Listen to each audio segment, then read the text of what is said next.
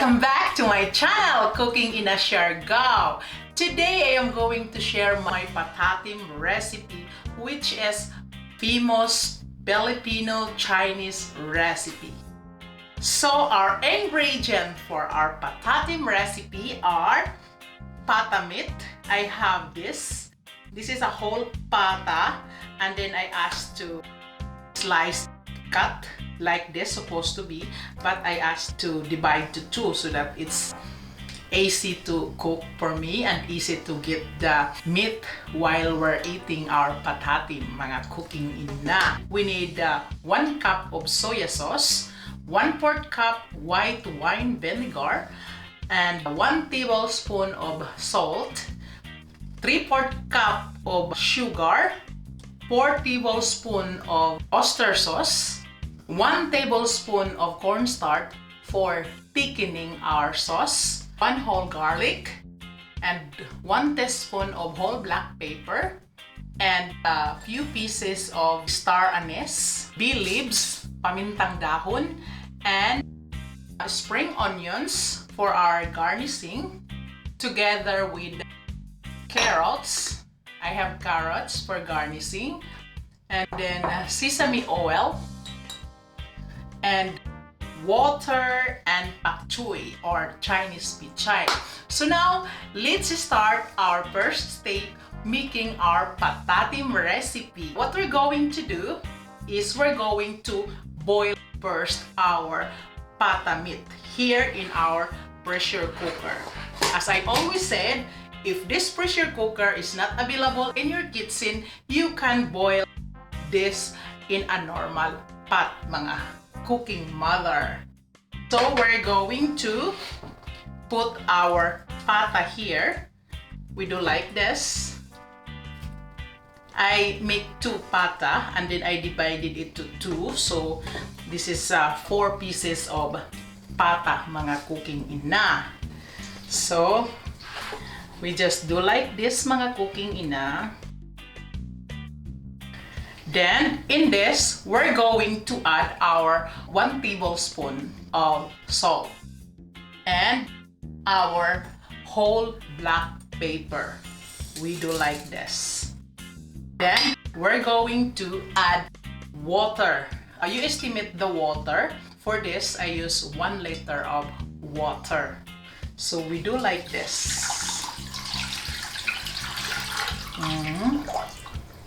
So then we're going to boil this one in a pressure cooker for 20 minutes, mga cooking ina. So we're going to close our pressure cooker. So now it's closed and we're going to cook in our stove, mga cooking ina.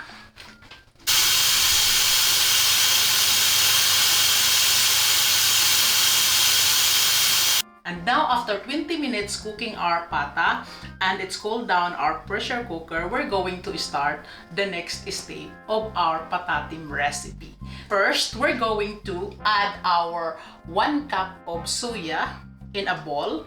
We need a bowl, 1 cup soya, and our white wine vinegar we add, and our 3/4 cup of sugar we add our garlic,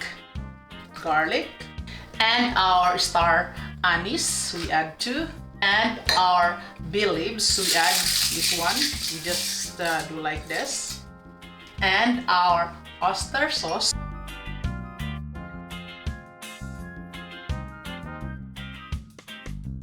So, and we are going to mix well all the ingredients we added in our bowl.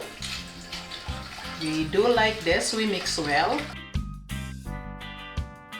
So now our sauce is ready for our patatim. So we open our pressure cooker.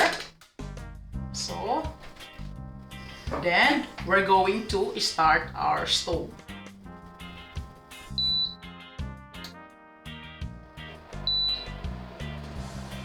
Then we're going to transfer our patatim here in our big pot. Do like this.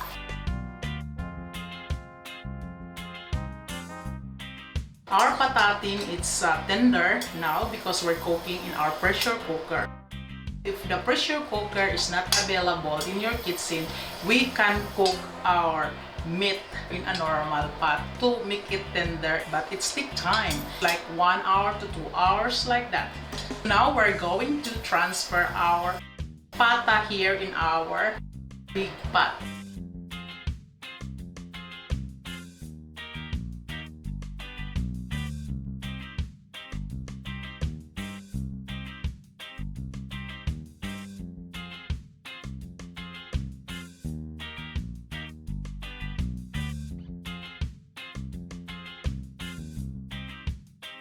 Then, we're going to add our stocks here. We have a stock from boiling our pata. We're going to add also, we estimate like 1 cup to 2 cups. So, then we mix it again. So, then we're going to add our sauce here in our patatim. We do like this. So now we're going to cover this and let it boil for another 30 minutes. Mga cooking ina. So we covered and we let it boil. Now our patatim recipe is on ready, mga cooking ina. It start boiling now and we're going to check, mga cooking ina. Oh, look at that one. It smells good, mga cooking ina. So now we're going to add our cornstarch. We mix it in a water to make our sauce thicken. So we're going to add water in our cornstarch. We mix like this, maybe 1/4 cup of water, and we're going to add this slowly to our patatim. Just do like this. We estimate, mga cooking ina. So, and we're going to mix, mga cooking ina, our sauce to our patatim. It smells very good, mga cooking ina. Then, we're going to add our pak choy. If we have a kangkong, in Philippines we have a lot of kangkong. Here in Sweden it's not available, so I'm using the pak choy, the pichay. Just do like this. So, just do like this, mga cooking ina. Then, our spring onions. And our carrots. So, and we're going to cover this again, mga cooking ina, for like 1 minute to 2 minutes. It's depend on our vegetables because we don't want our vegetables well cooked. So, and our patatim, mga cooking ina, son is ready. And I'm going to try our patatim together with you guys. After a few minutes, we're going to take out our vegetables to avoid well cooked of our vegetables. So we're going to take out our vegetables. Look at our vegetables. It's perfect, half cooked. It's look beautiful, mga cooking ina. See? Our vegetables is so pretty.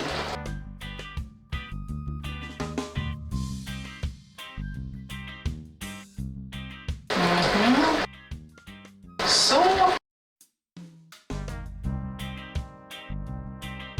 because our vegetables is for garnishing as well to make our patat appealing, mga cooking ina. Look interesting, beautiful, and look yummy. So now the last one, we're going to add 2 tablespoons of sesame oil to our patatim. So 2 tablespoons of sesame oil. 1, 2.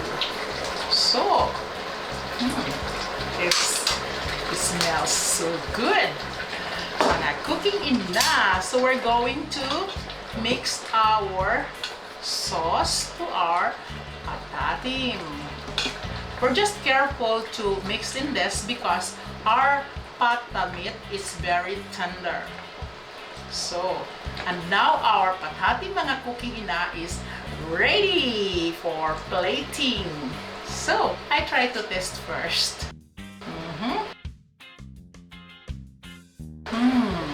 Very good. I love it. So now we're going to plate because it's ready now. So let's off our stove. Then we're going to plate. I have a plating plate here. We're going to plate in this mga cooking ina. Then we're going to look at this one, mga cooking ina. It's so tender. Our patatim. Uy, uy, uy. Next.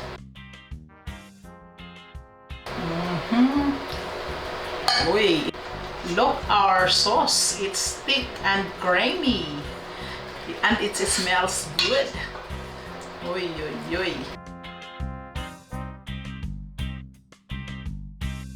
So we add our vegetables to make it beautiful, our plating. So, and so, then we're going to continue plating our patatim. Look, mga cooking ina, it's so beautiful.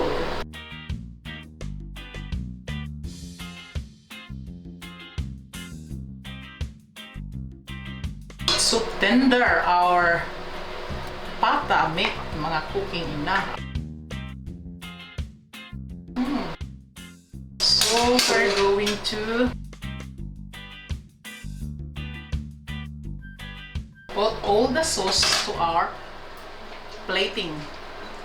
We do like this. And now, mga cooking ina, our patatim recipe is ready and plated with a kewpao. Look, our kewpao buns, mga cooking ina. So now, mga cooking ina, let's try it. Look, mga cooking ina, how tender our pata. See? You see that, mga cooking ina? Look, it's so tender.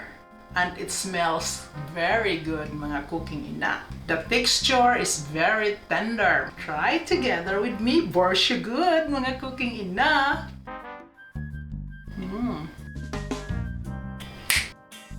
Very good. I'm very proud of what I did in this, mga cooking ina. The texture of the meat, the sweetness from our sugar, the sesame oil, the aroma of the sesame oil, all the spice we're mixing, the oyster sauce. It's very good, mga cooking ina. Hope you try this to your family as well because it's very tasty. And thank you very much for joining me here in my kitchen again, making my patatim recipe.